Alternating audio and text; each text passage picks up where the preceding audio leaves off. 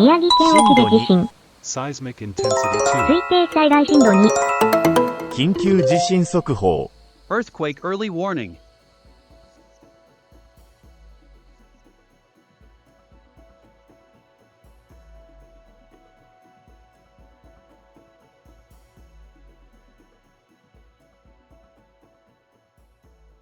宮城県沖で地震。第4波地震。推定最大震度3。宮城県沖。 intensity 3. 深さ 50km。現在地の予想震度。0.0。猶予時間は40秒以下。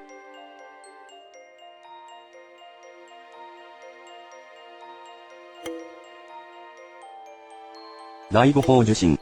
震央。宮城県沖。深さ 50km。現在地の予想震度。0.0。猶予時間は20秒以下。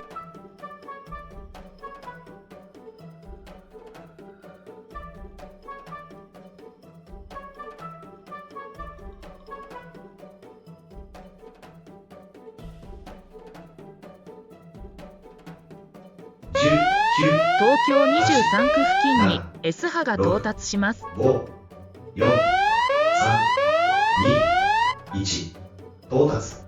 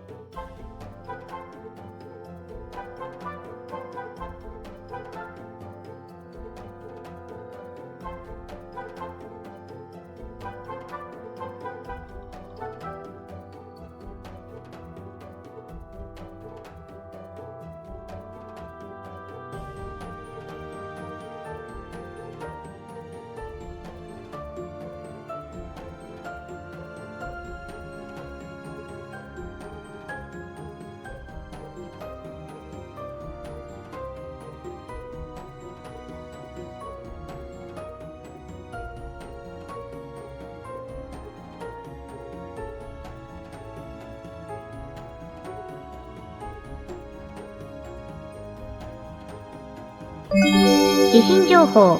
午前3時3分頃、最大震度2を観測する地震がありました。この地震による津波の心配はありません。震源地は宮城県沖。震源の深さは50キロ。地震の規模を示すマグニチュードは 4.2 と推定されています。最大震度2の地震が発生しました。